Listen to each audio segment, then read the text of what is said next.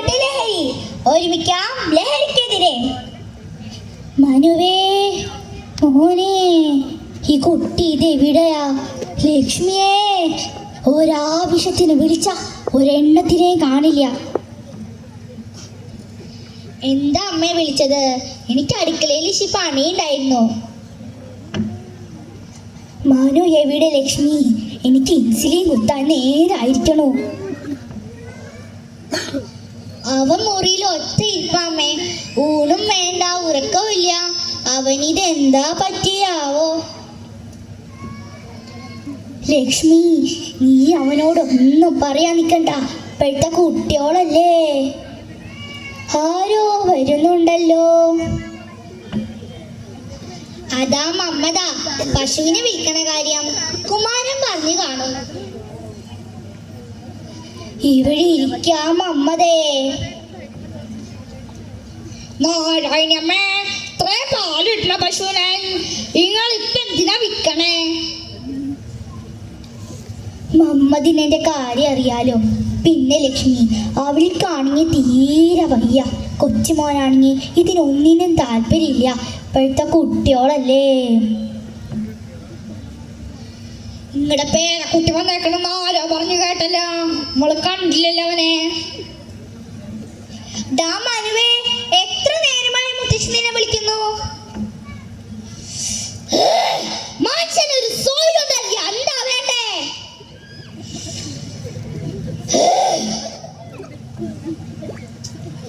ഹോ, കാലം പോയപ്പോക്കെ കൂട്ടോളുടെ ഒരു രീതിയോളെ. നാരായണമ്മേ, നമുക്ക് ഈ കച്ചവടം കൂടെ ഉറപ്പിച്ചാലോ? ഈ കായം പിടിച്ചോളി. പണത്തിനൊക്കെ അത്രയ്ക്ക് അത്യാവശ്യമാണ് മമ്മതേ. മുത്തശ്ശി, ആ പണം എനിക്ക് വേണം. മോനെ, നിനക്കിപ്പോ എന്തിനാ പണം?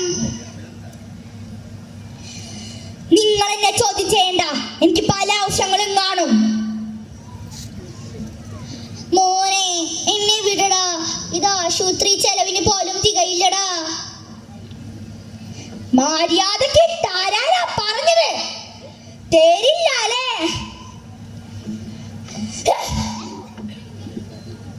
അയ്യോ മോനെ.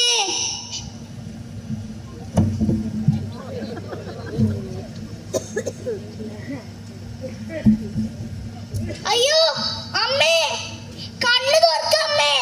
അമ്മേ, നീ എന്താണ് ചെയ്തത്? അമ്മേ,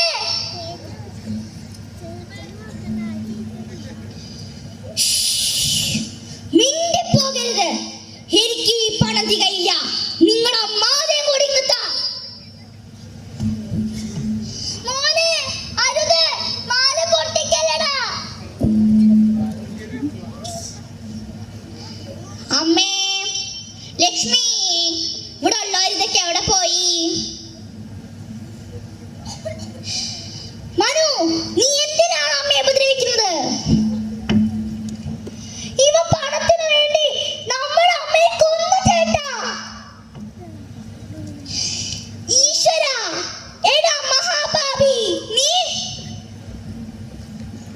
അതെ, ഞാൻ കൊന്നു. എനിക്ക് പണം വേണം, പണം. മനുഷ്യ മനസാക്ഷി നട്ടിക്കുന്ന ഒരു ക്രൂരകൃത്യമാണ് ഇവിടെ അരങ്ങേറിയിരിക്കുന്നത്. ഈ വൃദ്ധ സ്ത്രീയുടെ ദാരുണാത്യത്തെ കുറിച്ച് നമുക്ക് നാട്ടുകാരോട് ചോദിക്കാം. പറയൂ ചേച്ചി, പറയൂ, എന്താണ് ഇവിടെ സംഭവിച്ചിരിക്കുന്നത്?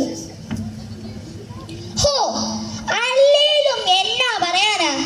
പിള്ളേർ ചോദിക്കുന്നതനുസരിച്ച് വീട്ടുകാർ തുള്ളാൻ നിന്നാല് ഇങ്ങനെ ഇരിക്കും.